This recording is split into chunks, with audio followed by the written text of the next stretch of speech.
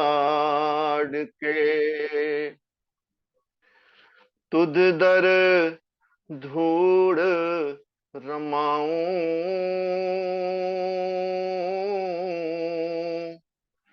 मंगत दीन दयाल प्रभु मत कित दर्शन पाऊं। सर्व जगत को छाड़ के तुध दर धूड़ रमाऊं।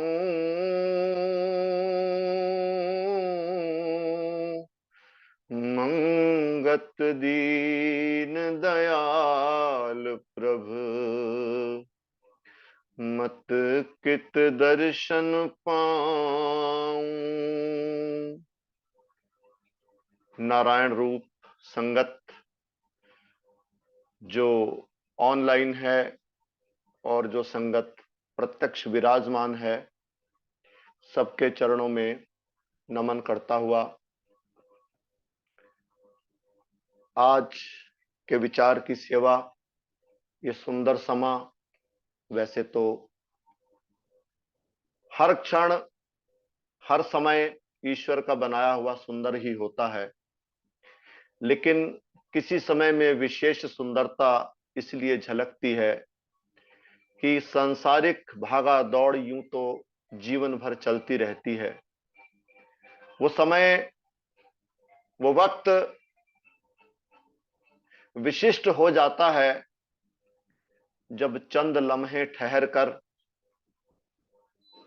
अपने लिए,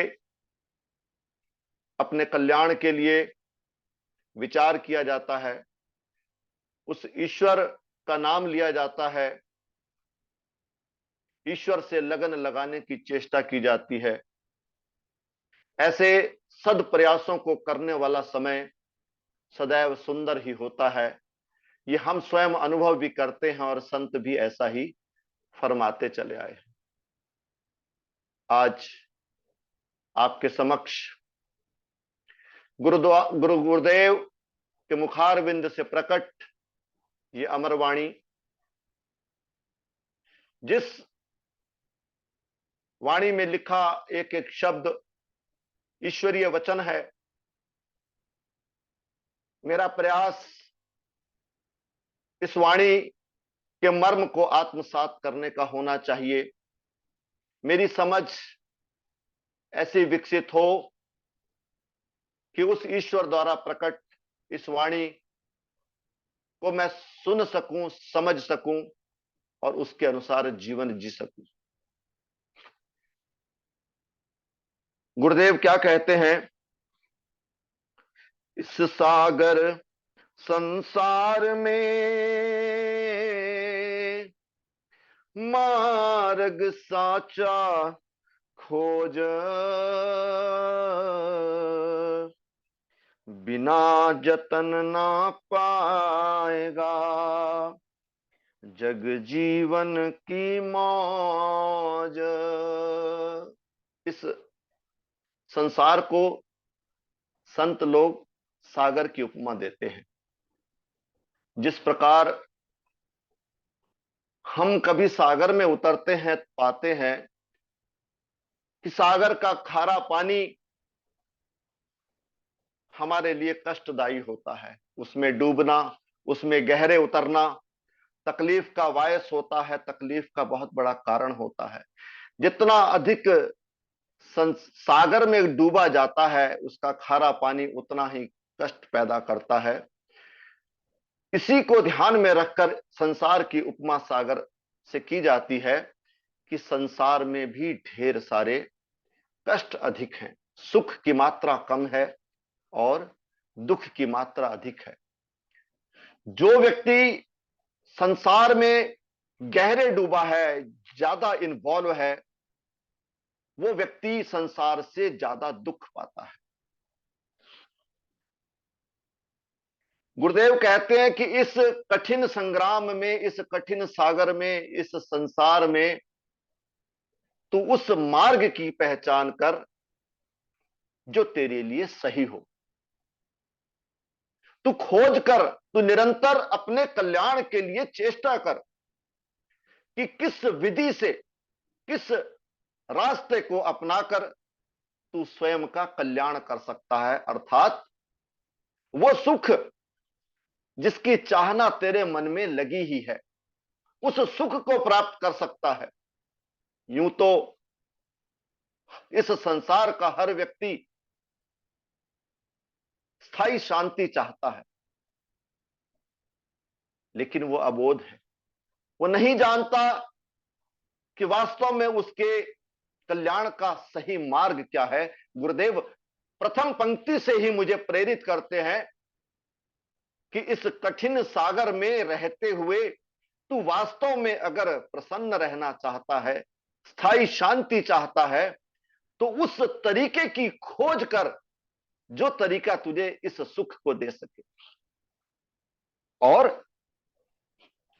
तू अगर मौज में रहना चाहता है, उस ईश्वर आनंद को अनुभव करना चाहता है, तो उसके लिए तुझे प्रयत्न करना होगा। हम अज्ञानी जीवों की सोच में सबसे बड़ा दोष यही है कि जब संसार के कामों की बात आती है, कोई सांसारिक लक्ष्य प्राप्त करना होता है, तो हम कर्ता बन जाते हैं कि ये काम किए बगैर जब तक मैं यहां मेहनत नहीं करूंगा, मुझे ये वस्तु प्राप्त नहीं हो सकती, तब तो मैं कर्ता बन जाता हूं। लेकिन जब ईश्वर प्राप्ति की बात होती है, जब सही मार्ग पर चलने की बात होती है, तो उस समय मेरी बुद्धि जाने क्या सोचती है, विपरीत सोचने लग जाता हूं और कहता हूं कि यह काम तो ईश्वर स्वयं मुझसे कराएंगे। उन कर्मों को, जिन कर्मों को करने से मेरा कल्याण होने जा रहा है, उन कर्मों को मैं तब ईश्वर आश्रित हो जाता हूं। जिस प्रकार सांसारिक कर्मों को करने के लिए मुझे उद्यम करना होता है, गुरुदेव कहते हैं कि अगर तू वास्तव में आनंद के मार्ग पर चलना चाहता है, तो तुझे जतन करना पड़ेगा, उद्यम करना पड़ेगा, सच्ची और सही कोशिश करनी पड़ेगी। आगे क्या कहते हैं? वैसे तो सब जीवते स्वार्थ धर्म के माही, धार मनोरथ बहुविध, पलक धीर ना पाई। इस संसार में रहने वाला हर व्यक्ति अपने अपने स्वार्थ को लेकर जीवित है। एक इच्छा मन में प्रकट होती है, उस इच्छा को पूर्ण करने के लिए ढेर सारे यत्न, प्रयत्न और समय और धन खर्च करता है। लेकिन जब वो वस्तु प्राप्त होती है, तो क्या देखता है कि उस वस्तु को प्राप्त करने के लिए जो प्रयास किए, जो कष्ट सहा, उसकी अधिकता अधिक थी बनिस्बत उससे प्राप्त होने वाले आनंद की तुलना में। तो दुख रूप इसीलिए संसार को कहते हैं। इस संसार का हर व्यक्ति अपने स्वार्थ हेतु जीता है। एक इच्छा को पूर्ण करना, पूर्ण ना होना, वो भी दुख का कारण। किसी व्यक्ति से पूछो कि उसने बड़ी लगन से किसी कार्य को करने की कोशिश की, एक लक्ष्य निर्धारित करके, और उसमें अगर वो असफल हो जाए तो कितने पीड़ा को सहता है, कितना दुख उठाता है। लेकिन यहां आध्यात्मिक दृष्टिकोण से जब हम सोचते हैं, तो बात समझ में आती है। सत्पुरुष कहते हैं कि लक्ष्य का प्राप्त हो जाना और लक्ष्य का प्राप्त ना होना दोनों दुख के कारण है। बात ये जब तक समझ में नहीं आती, तो तब तक जीवन में कुछ बात बनती नजर नहीं आती। लक्ष्य प्राप्त हो जाना किस प्रकार दुख का कारण है, समझने वाली बात, असली बात यह है। अगर हम गहरी गौर करें कि जब ढेर सारे प्रयासों को करने के बाद, निरंतर कोशिश करने के बाद किसी लक्ष्य को प्राप्त करते हैं, किसी सुख को प्राप्त करते हैं, तो वास्तव में कुछ क्षणों के लिए तो आनंद आता है, लेकिन कुछ पलों बाद, कुछ मिनटों बाद, कुछ घंटों बाद, कुछ दिनों के बाद उससे बड़ा लक्ष्य सामने फिर खड़ा हो जाता है। और किसी लक्ष्य का खड़े हो जाना, किसी इच्छा का मन में पनप जाना, वही तो दुख है। आज के सत्संग से अगर मैं सिर्फ यही एक बात सीख लूं कि किसी सुख का मिल जाना, किसी लक्ष्य की प्राप्ति हो जाना भी दुख का कारण है, वो भी दुख का रूप है। गुरुदेव कहते हैं कि हर इस संसार में हर सुख दुख में बदल जाता है। ये बड़ी आध्यात्मिक जीवन की सबसे महत्वपूर्ण बात है। ये बात आसानी से हम संसारिक जीव समझ नहीं पाते। ये हमारे दुखों का मूल है। इसी भटकन में मेरा पूरा जीवन बीत जाता है। सत्पुरुष बार बार जगाते हैं, चेताते हैं। क्या कहते हैं? संपत बहु संचित करी, अधिक किए नित भोग, मरना मूल विसार के, अधिक पाए चित रोग। महर्षि रमन इस बात को किस प्रकार उद्धृत करते हैं? वो कहते हैं कि अगर संपत्ति ही सुख का कारक है, तो किस प्रकार उदाहरण देते हैं कि अगर ये वास्तविकता है तो जिस व्यक्ति के पास जितना अधिक धन होगा वो उतना अधिक सुखी होना चाहिए, और जिस व्यक्ति के पास जितना कम धन है वो उतना दुखी होना चाहिए। अगर हम चिंतन और मनन के दृष्टिकोण से देखें तो क्या व्यवहार में, प्रैक्टिकल, ये ऐसा वास्तव में होता है? ऐसा नहीं होता। बहुत अधिक संपत्ति एकत्र कर लेना मेरे सुख का कारण बनेगा, गुरुदेव इस बात से इनकार कहते हैं। बहुत अधिक भोग कर लेने से मैं सुखी हो जाऊंगा, ऐसा भी नहीं हो सकता। मूल बात,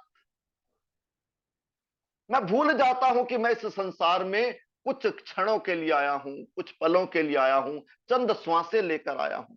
जिस उम्र को मैं बहुत अधिक समझता हूं वो चुटकी बजाते बीत जाती है। और सत्पुरुष तो यहां तक कहते हैं कि इस संसार में ईश्वर प्राप्ति के बगैर किया गया कोई भी कर्म पाप की कमाई है। ये बात समझ में नहीं आती।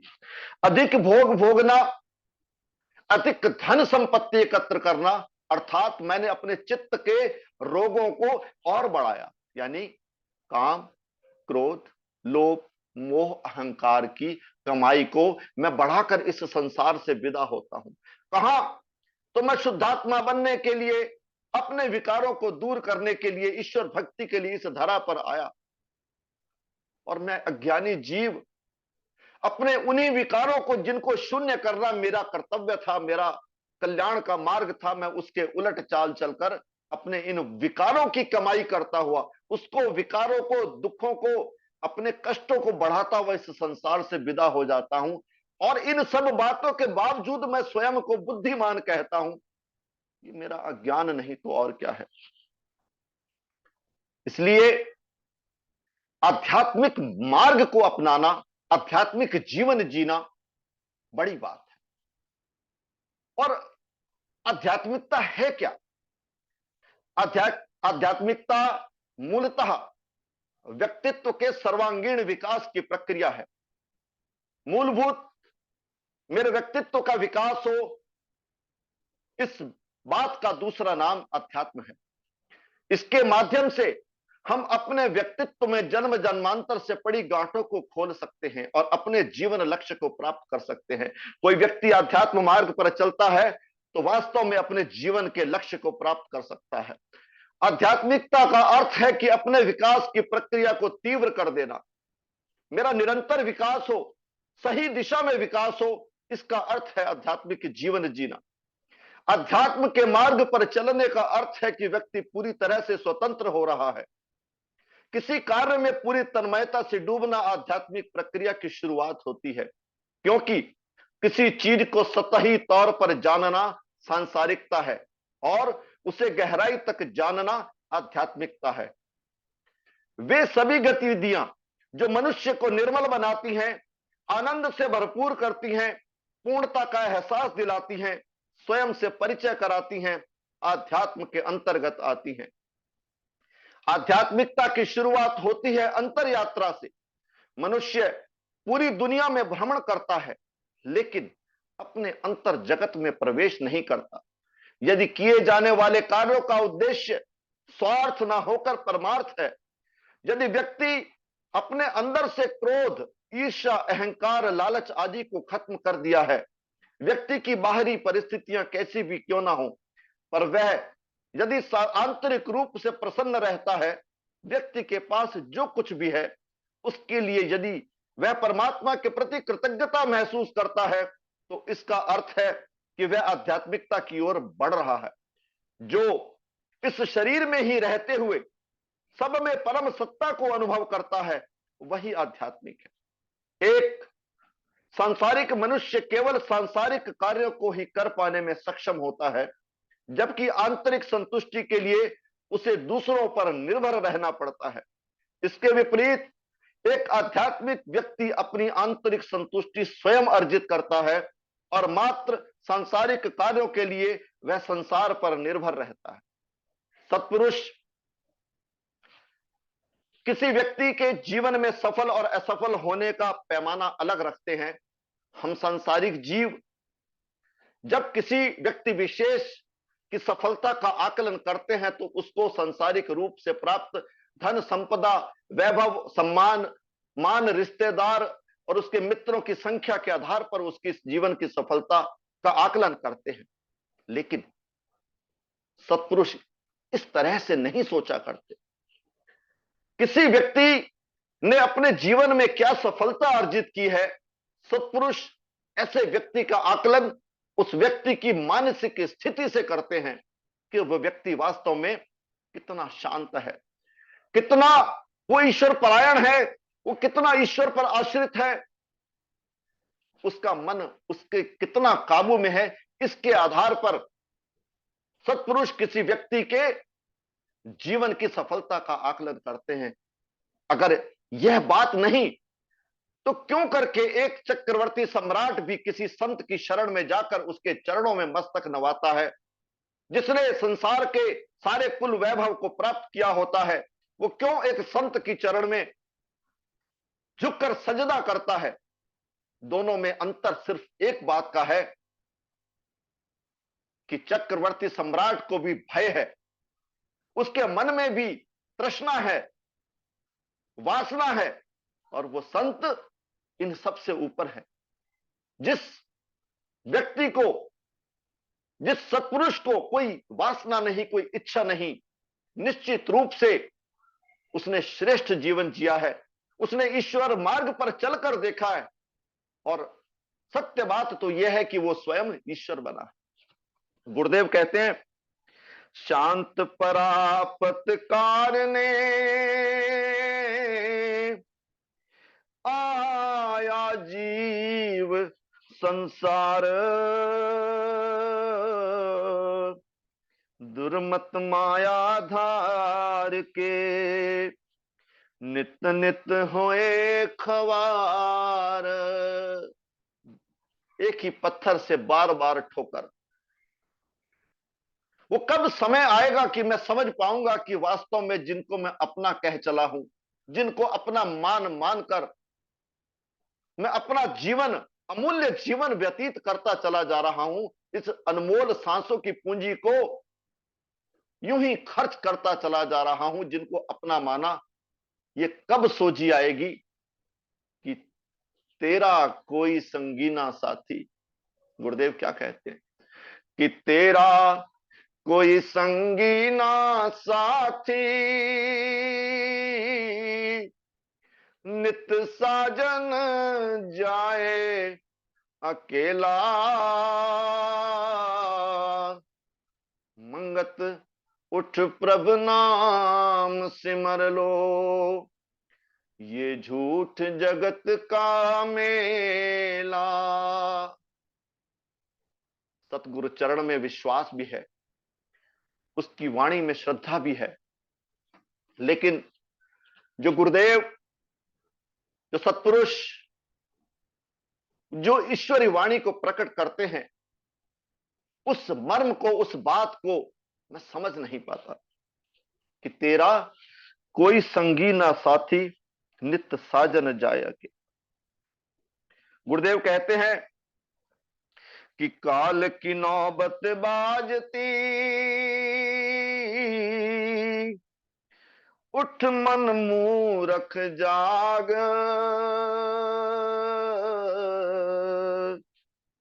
साचा वखर खाट लो, पर सेवा अनुराग।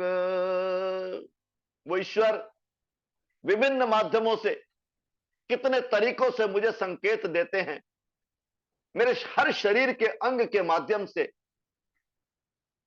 कि काल तेरे सर पर खड़ा है, मौत को याद रख, कभी भी आ सकती है। काल की नौबत बाजती, उठ मन मूरख जा। मैं तो बड़ा बुद्धिमान हूं, हम में से ऐसा कौन है जो अंतर हृदय से इस बात को मानता हो कि मैं मूर्ख हूं? यह क्षमता, यह हिम्मत एक सत्पुरुष ही कर सकता है, जो स्पष्ट रूप से कह रहे हैं कि मैं मूर्ख हूं, जो नहीं समझ पा रहा। अभी मुझे लगता है अभी तो मैं केवल 60 वर्ष का हूं, अभी तो मेरे जीवन के 30 वर्ष और बचे हैं, 90 तो कम से कम जीऊंगा।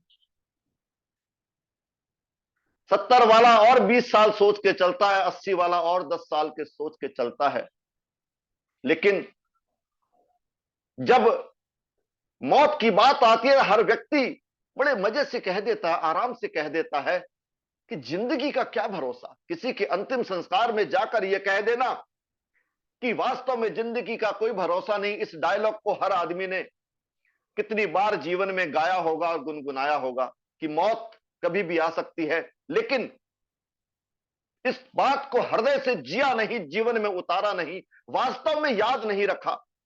कह देने में और उस पर निश्चय आने में जमीन आसमान का अंतर होता है। जिस व्यक्ति को वास्तव में मृत्यु की याद हो, ऐसा व्यक्ति सांसारिक जीवन गुजरान वाला तो जी सकता है, उसमें डूब नहीं सकता। निश्चित रूप से वो ईश्वर भक्ति करेगा। तो जरूरत काल की नौबत बाजती, जो नौबत दिन रात बज रही है, उस नौबत को कान खोलकर सुनने की है। और साचा वखर खाट लो, पर सेवा अनुराग। मैं बहुत बड़ा बुद्धिमान और सच्चा व्यापारी हूं, कई तरह के धन संपदाएं एकत्रित करी, और गुरुदेव साचा वखर, साचा व्यापार, साची कमाई किसको कहते हैं? यह एक संसारिक व्यक्ति इस बात को नहीं समझ सकता कि सच्ची कमाई पर सेवा अनुराग, तेरी सहज वृत्ति दूसरों का उपकार करने की हो, यह सच्ची कमाई है। सांसारिक व्यक्ति के लिए ऐसा व्यक्ति तो महामूर्ख है, जिस व्यक्ति का काम दूसरों का उपकार करना, दूसरों की सेवा करना, दूसरों की भलाई करना, जिसके स्वभाव का अंग हो, सांसारिक दृष्टिकोण से वो व्यक्ति वास्तव में मूर्ख है। लेकिन सत्पुरुषों का निर्णय सांसारिक निर्णय से सर्वथा विपरीत होता है। बात वही सच्ची है जो ईश्वरीय बात है, और जिस व्यक्ति ने, जिस संत ने, जिस महापुरुष ने ईश्वर में स्थिति पाई है, अर्थात वो स्वयं ईश्वर हुआ है, उसकी बात को ही विश्वास किया जा सकता है। और जब अनुभव में हम आते हैं, गुरुदेव कहते हैं कि जिस वस्तु को तुम दूसरों से चाहते हो उसको बांटना शुरू कर दो। अगर हम दूसरों से खुशी चाहते हैं, प्रेम चाहते हैं, तो हमें वो बात स्वयं पर लागू करनी चाहिए। मुझे खुशी और प्रेम को बांटना सीखना आना चाहिए। आगे गुरुदेव क्या कहते हैं, अपना मनोरथ त्याग कर पर काहे विचार, सतगुर की ये सिखया खाट रतन जग सार। सब कमाइयों का निचोड़, लोहा चांदी सोना, उसके बाद जो सर्वश्रेष्ठ रतन जो धन है वो है पर सेवा। दूसरों की सेवा, मेरा सहज स्वभाव निष्काम भाव से दूसरों की मदद करना। मैं किसी का दुख देख न सकूं, मैं विचलित हो जाऊं, और निष्काम भाव से यह जानकर कि हे प्रभु आपका विशेष अनुग्रह, विशेष कृपा मुझ पर है कि मुझे ऐसी सोची दी, ऐसी समझ दी, या मुझे ऐसा प्रयत्न आपने दिया कि मैं किसी के काम आ सकूं। ऐसा मेरा सहज स्वभाव बने और ईश्वर का सिमरन नित प्रति हर क्षण हर पल मैं कर पाऊं। यही तो आध्यात्मिकता है, यही तो सच्चा जीवन है। इसी जीवन को जीने के लिए ही तो सत्पुरुष सारे प्रयास करते हैं। ये ग्रंथ, ये वाणी इसी हेतु तो प्रकट हुई है कि मैं इस सच्ची बात को सीख सकूं, सुन सकूं, समझ सकूं और अपने जीवन में इंप्लीमेंट कर सकूं, उसको आत्मसात कर सकूं। इसी हेतु तो इस धरा पर आया हूं। उस प्रभु से वादा कर कर इसमें धरा पर आया था कि हे प्रभु मैं आपकी भक्ति करूंगा, लेकिन क्यों भूल जाता हूं। विजय पाई संग्राम से सब शत्रु कीने छार, मंगत सो सत सूरमा निर्भय धाम पधार। जिस व्यक्ति ने अपने स्वभाव के दोषों को दूर किया और हृदय से, व्याकुलता से, सच्चे हृदय से उस प्रभु का नाम लिया, वो निश्चित रूप से इस संग्राम में विजयी होकर आगे बढ़ेगा और अपने जीवन को सार्थक करेगा। ईश्वर हम सबको ऐसी बुद्धि, ऐसा बल प्रदान करे कि उनके ज्ञान के मार्ग को उसी अर्थ में समझ सकें जिस अर्थ में वो प्रकट हुआ है। ऐसी सद्बुद्धि भगवान हम सबको बख्शें। की हुई गलतियों के लिए क्षमा याचना करूंगा।